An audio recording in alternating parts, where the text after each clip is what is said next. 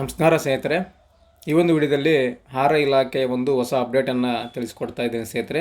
ಎಲ್ಲರಿಗೂ good news ಅಂತಲೇ ಹೇಳ್ಬೋದು.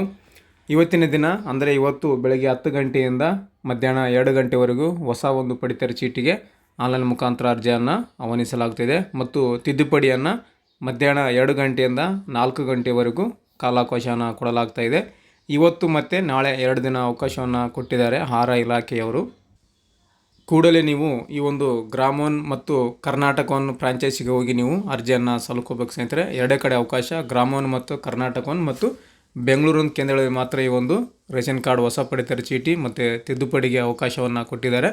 ಬೆಳಗ್ಗೆ 10 ಗಂಟೆಯಿಂದ ಮಧ್ಯಾಹ್ನ 12 ಗಂಟೆವರೆಗೂ ಹೊಸ ರೇಷನ್ ಕಾರ್ಡು ಅಂದರೆ ನ್ಯೂ ರೇಷನ್ ಕಾರ್ಡನ್ನು ಹಾಕ್ಬೋದು. ಅದೇ ರೀತಿಯಾಗಿ ಮಧ್ಯಾಹ್ನ 2 ಗಂಟೆಯಿಂದ 4 ಗಂಟೆವರೆಗೆ ಈ ಒಂದು ತಿದ್ದುಪಡಿಯನ್ನು ಮಾಡೋದಕ್ಕೆ ಅವಕಾಶವನ್ನು ಕೊಟ್ಟಿದ್ದಾರೆ ಸ್ನೇಹಿತರೆ. ಅಪ್ಡೇಟ್ನಲ್ಲಿ ಬಂದಿದೆ.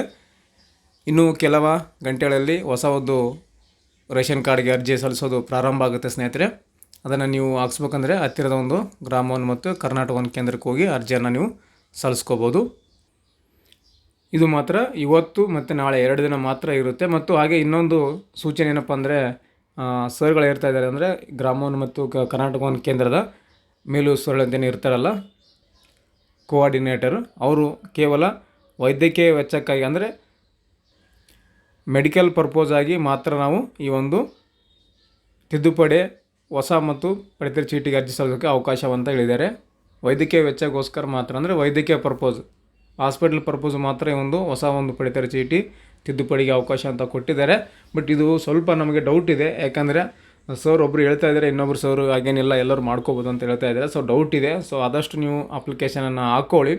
ಸೊ ಮುಂದಿನ ಒಂದು ಅಪ್ರೂವಲ್ಗೆ ಆಹಾರ ಇಲಾಖೆಗೆ ಹೋಗುತ್ತೆ. ಅಲ್ಲಿ ನಿಮಗೆ ವೈದ್ಯಕೀಯ ವೆಚ್ಚಕ್ಕೋಸ್ಕರ ಇದ್ದರೆ ಮಾತ್ರ ಅವ್ರು ಹೇಳ್ತಾರೆ ವೈದ್ಯಕೀಯ ಪರ್ಪೋಸ್ ಮಾತ್ರ ಕೊಡ್ತೀವಿ ಅಂತ.